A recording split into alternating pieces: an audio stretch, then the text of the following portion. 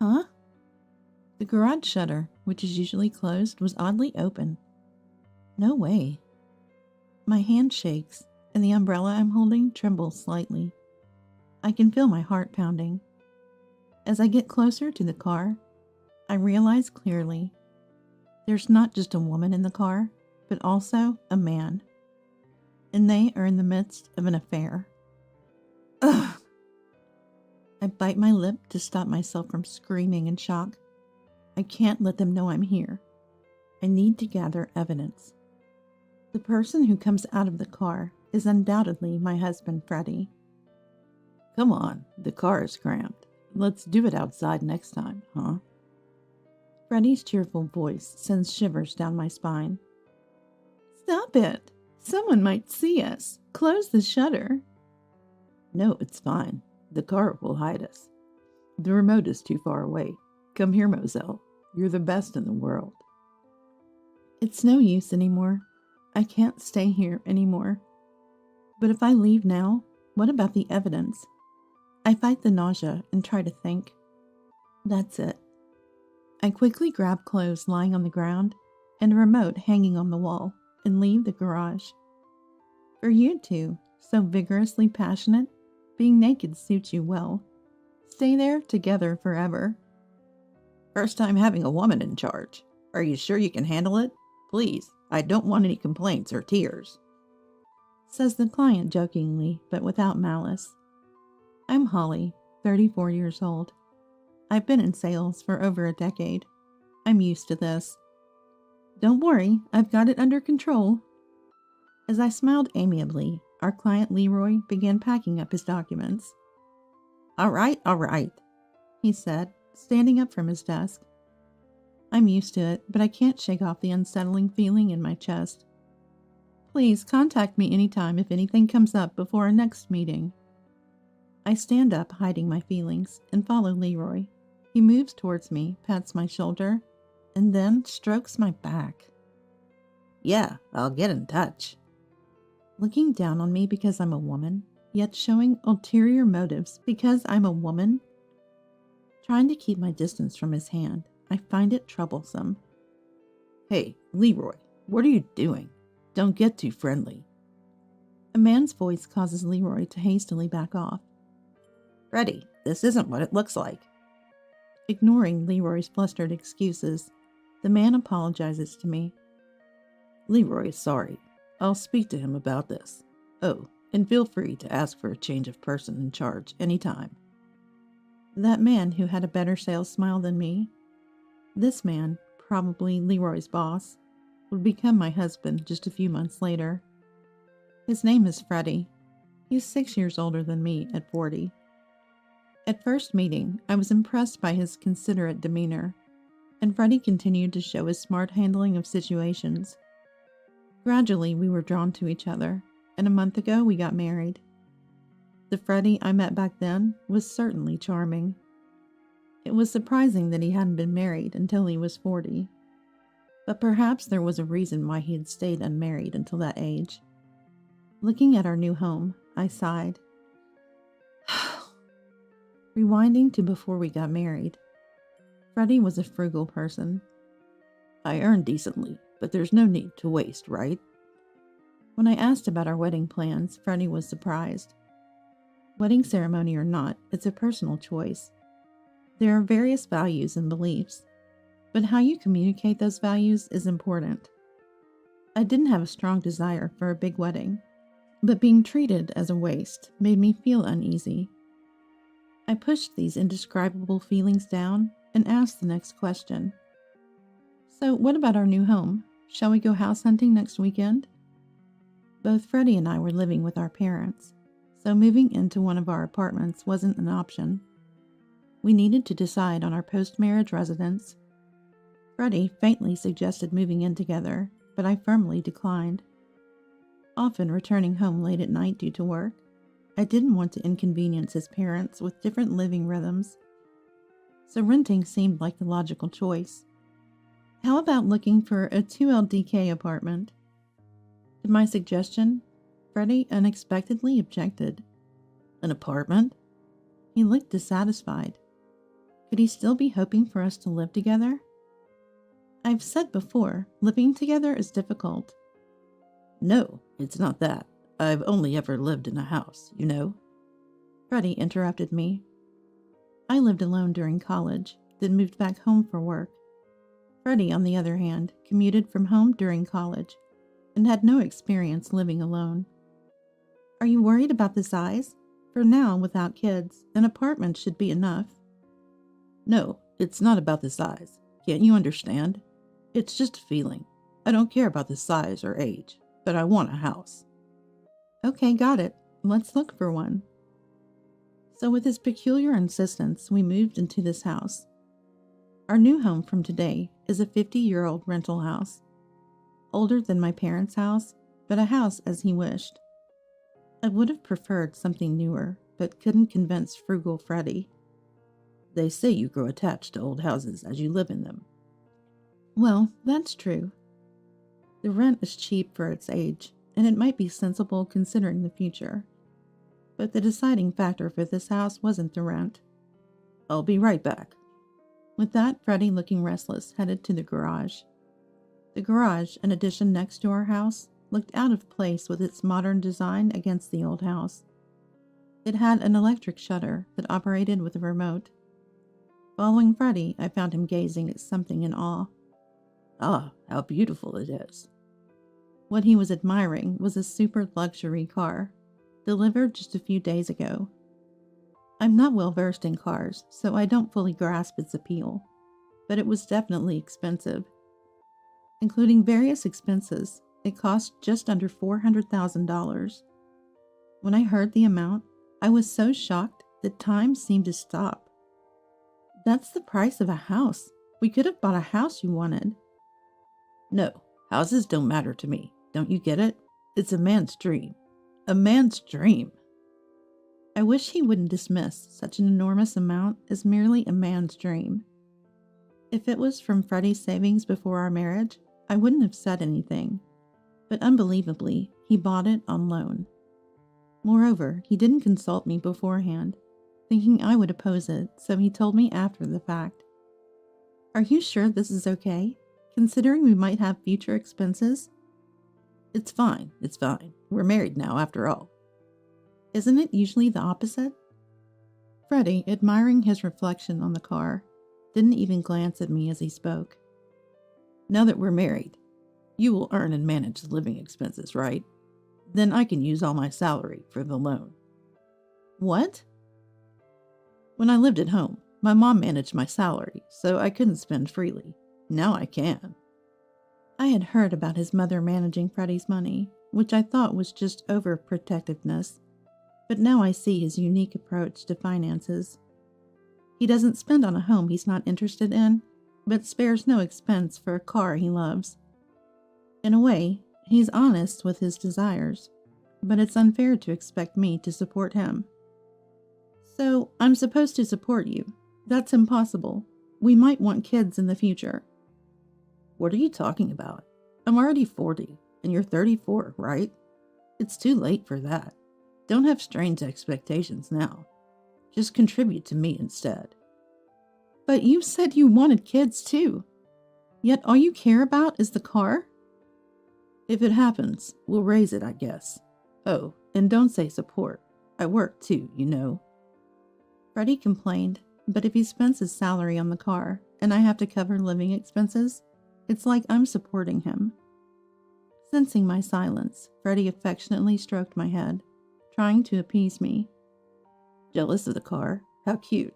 Don't worry. I'm all about you. Love you. You're the best human in the world. Although I knew he was trying to appease me, his absurd words made me laugh, and I couldn't say anything more. This is quite a situation for a newlywed. During a work break, Lindsay, Freddie's age, and a rising star at work, listened to my rant with a wry smile. Her work performance had been exceptional, leading to an unusually rapid promotion. Being so empathetic and trusted by everyone, Lindsay was always there for advice. I knew he was particular, but I never imagined he'd be so self-centered. My ex-husband was the same. He always put himself first, never listening to anyone else. Exactly. Our moving boxes are still unpacked, and he keeps sneaking off to the garage. Well, I ended up divorcing because he never changed. But Holly, you're still newlyweds, right? Maybe you'll change. Lindsay pulled out a small bag of chocolates and placed it in front of me. Eat something sweet, refresh yourself.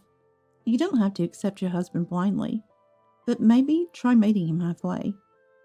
Of course, joining the divorcee club is always an option. As I ate the chocolate, Lindsay and I exchanged smiles. True, I had little interest in cars and hadn't made much effort to understand them. Maybe my attitude showed whenever Freddie talked about cars. Since I'm finishing work early today, maybe I'll cook his favorite Chinese dish and wait for him. After shopping at the supermarket, I hurried home. All right, where should I start? I packed the fridge with groceries and flipped through a recipe book. Lately, I'd been too busy to cook anything elaborate. As I pondered what to make, I faintly heard a woman's voice. Listening outside the open window, the voice was intermittent, but definitely there. Houses in this area are spaced apart. It couldn't be a neighbor. Feeling uneasy about the intermittent voices, I grabbed an umbrella and my mobile phone from the entrance for protection and quietly headed towards the source of the noise. The voices seemed to be coming from the direction of the garage. Huh? The shutter, which is usually closed, was inexplicably open. Freddie doesn't use that luxury car for commuting. He's afraid of scratches and finds it difficult to drive, so the shutter is usually closed. Freddie opens it every day after returning home. He even had a security camera installed in the garage for extra protection. It's strange for such a secure garage to be open. What if it's a female thief? If she's after the car, I have to protect it. It's Freddie's precious car after all. I gripped the umbrella tightly. It seems the female thief is already in the car, struggling to start the engine maybe. The car was shaking enough to be noticeable from a distance. Holding my mobile phone ready to call the police, I crouched and slowly approached the car. I hid close to the window. That's when I realized my huge misunderstanding. No way. My hand trembled, and the umbrella shook. I could feel my heart pounding. As I got closer, I understood clearly. There wasn't just a woman in the car, but also a man. And they were in the middle of an affair. Who could it be? The answer was obvious. No one would use someone else's car in their garage for such acts. Freddie was having an affair. Ugh. I bit my lower lip to stop myself from screaming in shock. I can't let them know I'm here. I need evidence. I had my mobile phone. I could record a video. But what should I do? The voices are muffled, and filming inside the car without being noticed is difficult. My emotions were a mess, and tears started flowing. I knew I needed to do something, but I couldn't move. Suddenly, the car stopped shaking, and the voices ceased. Phew, it's hot. With that exclamation, the rear seat door on the opposite side from where I was hiding opened. And unsurprisingly, it was Freddie who emerged. I couldn't see him, but recognized his voice. A woman seemed to follow him out a moment later. Wait up, I'm not even dressed yet. And Freddie, you've only got your shirt on. Your pants are missing. That's crazy. The woman's laughter rang out, unfamiliar to my ears. Because there's no need to put them on yet. Look, it's cramped in the car. How about we do it outside next time, huh? Freddie's cheerful voice sent shivers down my spine. Stop it! Someone might see us. Close the shutter. No, it's all good. The car will hide us. The remote is too far away. Come here, Moselle. You're the best in the world. Hearing these all too familiar lines made my heart ache. He'd said them to anyone. and I had foolishly believed them. After a while, the woman, Moselle, didn't seem to mind, and they started making disturbing noises again. Didn't they feel any shame, knowing someone might see them outside? All this effort to get dressed. It's fine, it's fine. Clothes, either tossed or taken off, floated in the air and landed right in front of me, hidden in the car's shadow. It's no use anymore. I couldn't stand this anymore. But if I left now, what about the evidence? Feeling half panicked, something caught my eye in the upper corner of the garage. That's right, that would work. I could get the evidence without being here. Deciding my course of action calmed me, and my mind cleared. Engrossed in their act, they wouldn't notice me. I easily made it to the garage exit. That's it. I'll take this. I swiftly grabbed the clothes on the ground and a remote hanging on the wall and left the garage. Then things moved quickly. I stuffed only important items into the trunk. I wasn't coming back to this house. Minutes later, I was at my office. I needed to save the evidence. While my mobile phone could do it, a computer felt more secure. There was a computer at home, but staying there risked running into Freddie. At the office, I had my personal computer. Just grab that and maybe head to a cafe. Rushing, I grabbed my computer from my desk and heading for the door, only to be stopped by someone grabbing my shoulder. Holly, are you okay? Oh. Turning around, I saw Lindsay standing there, a puzzled frown on her face. I meant to say good evening, but the words wouldn't come. You're pale. Are you okay? What happened? Lindsay watched me silently. Tears welled up again as I met her gaze. Feeling weak, I blurted out, Lindsay, Freddie, he's cheating on me. I clung to Lindsay like a child. Cheating? What? Lindsay's eyes widened in shock, her jaw set in anger. She quickly covered my head with her jacket. Lindsay, this... There are still people around. Hide under this. Yes. Feeling like a suspect on the news, we hurried out of the office. But now, let's go to my place. But I feel bad for intruding on Lindsay's home, especially after a long day at work. I hesitated, but that feeling quickly vanished. After witnessing what I had, Lindsay was a source of immense strength. Thank you. Lindsay's apartment, a few minutes' walk from the office, reflected her capable nature, calm, elegant, and tidy. So, what do you need the computer for? Is the cheating confirmed, not just a suspicion? Lindsay asked, offering steaming coffee. Well, actually, I hesitated, then told her everything. Unbelievable! That's outrageous! After hearing it all, Lindsay was shaking with anger. What now? What's your plan? I can't be with him. Not just as a wife, but as a person. I'm thinking of starting divorce proceedings. That's pretty malicious behavior. You should get as much compensation as possible. Got enough evidence? I can refer a lawyer. Thank you. That's why I brought this. I placed my personal laptop from work on the table.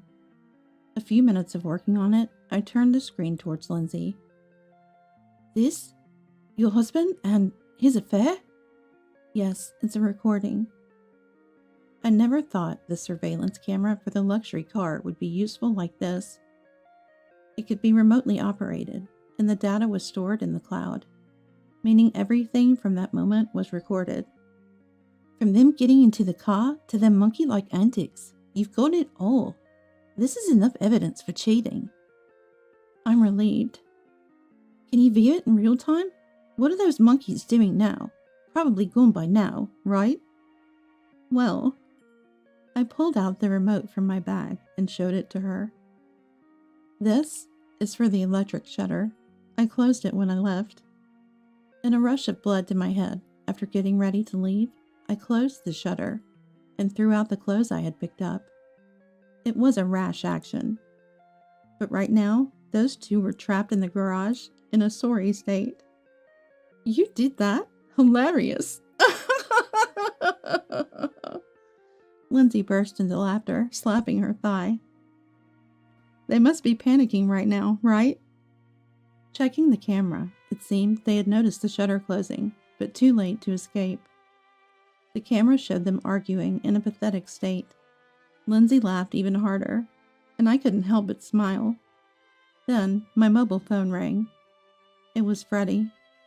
I didn't want to answer, but reflexively pressed the button. Well, there's nothing else to be done. I reluctantly answered. Hello? Holly, still at work? Freddie's voice, trying to sound calm, quivered slightly. Yeah, with Lindsay. What's up? Oh, there's been a malfunction with the garage shutter remote, and I'm locked in. Can't find the remote either. It wasn't a malfunction. I had closed it deliberately, and the remote was with me. That's tough. Maybe call a repair service. They should open it quickly. No, it's fine. Don't want to waste money. Yeah, I'll figure something out. Freddie hastily denied. Of course he would. If a repairman came, they'd easily open the shutter, revealing them in their less than dignified state. Could you come back home right now? Sorry, that's impossible. Hey, your husband is in trouble. How can you dismiss it so easily? Are you even a wife? I don't want to be lectured by someone who's boldly asking for help while trapped with his mistress. Well, if you insist, I guess I could make the call. No, wait. That's not what I... Oh, come on. Freddie sounded frustrated. Perhaps he found it challenging to explain the situation without revealing the truth. What's going on? You're acting strange. I'm going to hang up now. Wait, Holly, I pretended not to hear and hung up. But he called again immediately. Lindsay smiled as I pondered what to do. Freddie must be trying to get Holly to open the door, she said. Probably right. If they called a professional, their embarrassing state would be exposed. But if I arranged for someone and was present, they could hide in the car. He must be trying to deceive me about the mistress, too. The calls are persistent. How about this? Holly, why don't you go on an overseas business trip? What? Lindsay started explaining smoothly. It seemed sudden, but she had been considering assigning me this task for a while. The business trip itself is planned to last about a week, but it could be extended depending on the circumstances. It would have been tough to ask a newlywed like me to go, but she intended to go herself. It's perfect for a divorce. Tell Freddie you're going on a business trip. But with my current feelings? Now is the time. It's better to immerse yourself in work. Plus, Freddie won't stop calling until you show up. You don't want to see him now, do you? Indeed, I dreaded the thought of being in the same space as Freddie, and I was getting tired of the constant ringing. Are you sure? It feels like I'm involving personal matters and work. Don't worry. I'm the one taking advantage of your personal situation. Despite my hesitation, Lindsay persuaded me, and I decided to go on the business trip. I messaged Freddie on WhatsApp. I have an urgent business trip, so I won't be back for a week. I'll be overseas and won't be in touch. Then I headed overseas. Though I was a bit anxious, the trip went smoothly thanks to Lindsay's explanations and documents. I was also familiar with the project. I enjoyed my time at the destination, and the week flew by. I kept in regular contact with Lindsay, exchanging various information. I had once dreamed of working and living overseas before marriage. Though it was temporary, it felt like a dream come true. I resolved to return after sorting everything out with Freddie. That's what I decided. Upon returning to America, I immediately took action. I had no intention of returning to that house. After the trip, I moved directly into a property Lindsay and I had eyed before I left. Throughout this time, I ignored all of Freddie's attempts to contact me. I decided it was best to wait until I was ready. About a week after moving into my new apartment, I received a call from an unknown number. Perhaps it was a work contact I'd forgotten to save. Without much thought, I answered. Hello, this is Holly speaking. Holly, finally you answered. The voice on the other end, filled with relief, belonged to Freddie, who was still technically my husband. Freddie, why? Holly, why haven't you answered? You've been unreachable for so long. Are you cheating? Is your business trip a lie? What? What is he talking about? His accusation was absurd. That was his doing, not mine. I wanted to retort, but managed to restrain myself. Just come home once. I have something important to discuss. Freddie ended the call abruptly. The moment of confrontation had arrived. I took a deep breath and visited that detestable house for the first time in weeks. You're finally back. As I stood at the entrance, the door swung open, revealing Freddie standing there arrogantly with his arms crossed. I'm not back. I came to talk. You said you had something important, and I have things to say too. Well, come in then. Freddie gestured with his chin and headed inside. I followed him into the living room, and immediately, my eyes locked onto a familiar figure. Ah, there was no mistaking it. Moselle from that incident was sitting on the sofa. Moselle waved at me, fluttering her hand. Freddie looked away from me and replied to her. She's a colleague from work. She's been helping out while you were gone. A mere colleague coming to our house? Shut up. You don't have any right to judge me. Freddie sighed heavily and slammed a paper onto the table. I stared at it intently. You know what this is, right? Divorce papers. I don't need a selfish wife who doesn't care about her family. Freddie looked triumphant. I smiled and reached into my bag. Coincidentally, I was thinking the same thing. What? Imitating Freddie, I slammed my own divorce papers onto the table, already filled out. Why would you? Because I want a divorce, just like you. That's true, but... Freddie seemed shocked, perhaps expecting me to be tearful and pleading. Shall we proceed? About the compensation. Freddie looked up, startled. Yes, that's important. We need to talk it over, properly. I wasn't sure about the amount, so I consulted a lawyer. They suggested something like $20,000. What? That much? Really? Freddie's face lit up with surprise. Moselle, too, seemed delighted, her eyes sparkling. Moselle and you each will pay $20,000. What? So a total of $40,000? We did it, Moselle. Wow, Holly, you're so generous. Watching them hold hands and jump for joy, I tilted my head and spoke softly. Why are you so happy? Is paying compensation that exciting for you? Huh? They froze, their eyes wide. You misunderstood, right? You just said we have to pay the compensation? Of course. Why would I pay it? Freddie turned red with anger as I smiled. You're to blame. It's because of your selfishness that I even considered divorce. Why? Don't you have any idea? Their obvious discomfort was telling. Maybe I was too busy to pay attention to you, but... His excuses were transparent. Well, yes, you must have been busy. Meeting up every week, you two? Secret meetings? We didn't have any. His voice cracked with agitation. Always on weekdays, and you even used our house for home dates. How thrifty can you be? Even high schoolers spend a bit more. I heard you even bought your lunch at the grocery store. Maybe spend a little more on her. Freddie's face was a shade of deep red as he struggled to find words. I was saving for Moselle's future. I like being frugal. So that's his freebie reply. That's not frugality, Freddie. That's being stingy. And it's a nuisance for everyone involved. Watch your words. Freddie raised his arm in anger, but stopped abruptly when he saw someone appear behind me. Who's that? Lindsay appeared to back me up. There was a reason I asked her to come. Meet Lindsay, who I've been working with. You know her, don't you, Moselle?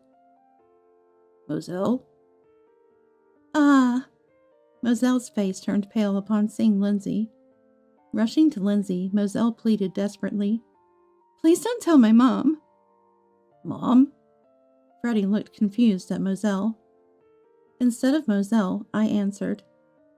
Moselle is still a college student. She lives near Lindsay. Though I hadn't recognized her initially in the camera footage, Lindsay and Moselle were acquaintances. Moselle's family was known in the neighborhood for being strict. Becoming involved with a married man was unthinkable, and even dating was forbidden. College student? You told me you were a working graduate. Didn't you say she was a colleague? What's going on? Confronted with my question, Freddie looked around nervously and fell silent.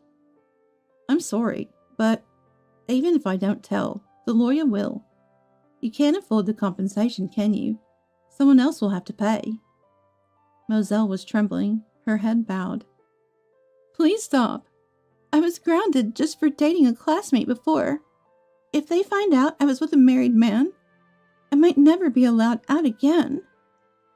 I wondered why she would risk so much to be involved with Freddie. Watching in disbelief, Freddie kneeled beside Moselle.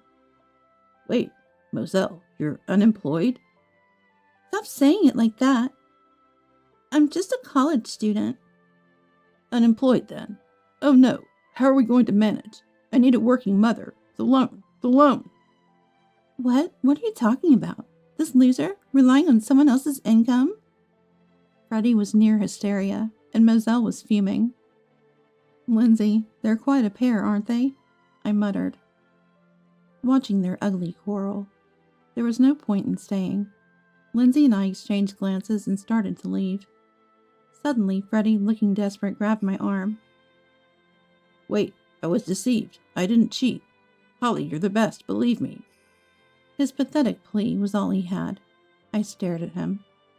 His face was tear-streaked, his eyes bloodshot, and his words were all about self-preservation. Mostly lies. I felt relieved I wouldn't have to spend my life with him. I'm returning to this. What? Why do you have the remote? Was the repairman surprised? Let this be a lesson. No more garage antics. I saw everything. What? Don't use such an expensive car as a substitute for a hotel. Cars are meant to be driven. If you're going to get in, at least sit in the driver's seat. Don't get it wrong. Realizing what I meant, Freddie's face drained of color, and he slumped to the floor. Laughing, Lindsay patted my back as we left the house. The divorce was finalized without issue. Moselle's parents paid the compensation, saving the day. Moselle herself was summoned home and now rarely leaves, forbidden to wear makeup or dye her hair, spending her days studying. It seemed she might soon be married off to someone her parents chose, as Lindsay mentioned. Perhaps for Moselle, that was for the best. As for Freddie, after the divorce, his affair with Moselle quickly became known throughout the company. Giving his self-proclaimed status as a loving husband, the backlash was severe. Moreover, his mistress was a college student. His reputation plummeted both within the company and with clients. Now he's shunned both internally and externally. He continues to work to pay off his luxury car loan, but it's only a matter of time before he's fired, as it's more of a liability than a benefit to the company, so everyone says. While their fates reached my ears, I was too busy with my life to care. A year after the divorce, I quit my job, and now work overseas, living my dream. Hey, Holly, why are you smiling? Just thinking about how to surpass you, Lindsay. Lindsay recently started a business. Come with me. And she invited me to join. I didn't expect it to be overseas, but readily agreed. My dream had come true, but I had a new one. To become like Lindsay, surpass her, and repay the kindness she's shown me. The debt to Lindsay is immense, both personally and professionally. I don't know when I'll achieve this dream, but I'm determined. In your lifetime, that's impossible, Lindsay said with a knowing smile. I silently vowed to myself while watching her.